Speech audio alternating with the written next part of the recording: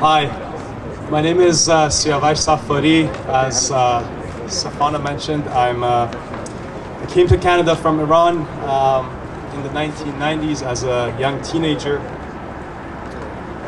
3.5 years ago, when the Iranian Green Movement started, when millions of my Iranian sisters and brothers came out on the streets protesting against the fraudulent election and demanding respect for democracy and human rights and human dignity, I was extremely happy and excited. I was especially excited to see the birth of a grassroots movement in Iran that was trying to achieve democracy and human rights through people power.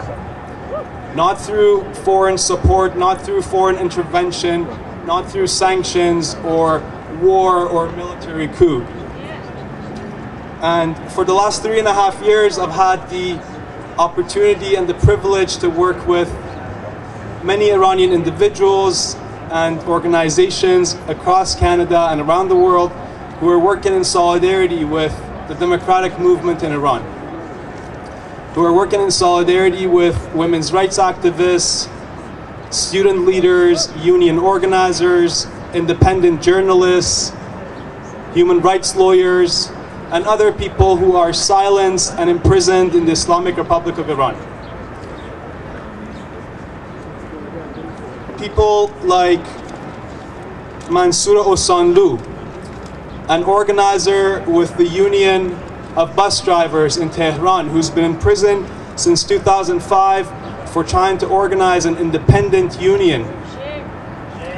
People like Fariborz Reistana, a leftist economist who's been in prison in Iran since March of this year for criticizing the neoliberal policies of Ahmadinejad and their effect on poor and working class Iranians. People like Nasrin Sotoudeh, a young human rights lawyer in Iran who's been in prison since 2010 for defending the rights of political prisoners, or people like Majid Tawakkoli, student leader in Iran who's been in prison since 2009 for publicly criticizing the supreme leader of the Islamic Republic of Iran. Many Iranians like myself who have left the country for different reasons have tried to be the voices of these people and to make sure that the world hears their voices and hears their stories. And for the last 3.5 years, we've focused a lot of our time and attention on making sure that their stories are told. But for the last 3.5 years, I've also been worried about the constant threat of war against Iran by Israel and the United States, and here in Canada by Harper and his conservative government. I've been worried about foreign intervention in Iran, about the assassination of Iranian nuclear scientists. I've been worried about the sanctions against Iran and their impact on Iranians and their impact on the internal opposition movement in Iran. In the 1990s, when I came to this country, I remember we used to protest against the sanctions on Iraq.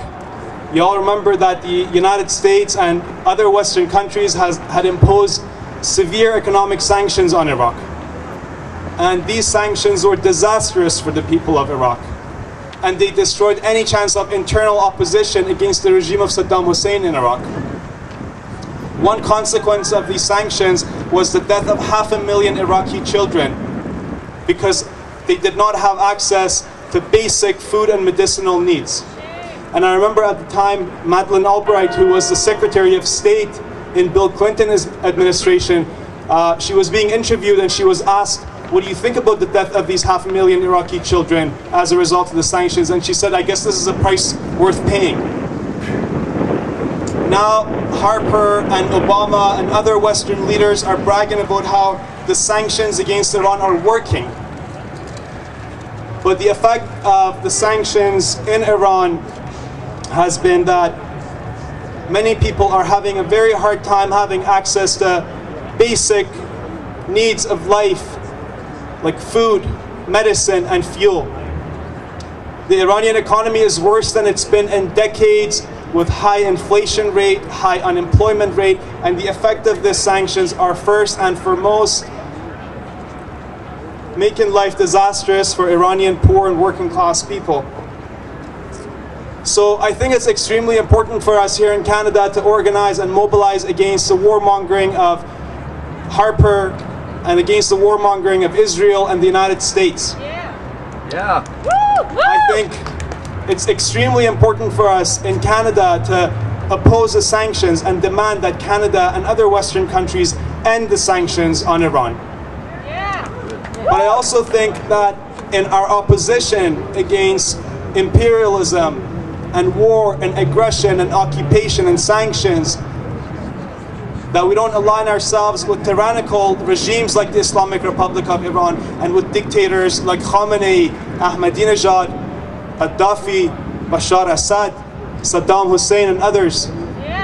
In Iran, in Syria, in Libya, in Bahrain, in Iraq, in Afghanistan, and all over the Middle East, there are many people who are against war and aggression, and they're against foreign intervention and against occupation and sanctions, but they're also against domestic tyranny and dictatorship, and they're fighting for the same things that people all over the world are fighting for: democracy, freedom, equality, justice, human dignity. And I think as the anti-war movement here in Canada, or as progressives, or whatever we want to call ourselves, these are our natural allies in Iran. These are the people that we need to be building alliances with, and these are the voices that we need to hear more of here in Canada. Thank you very much.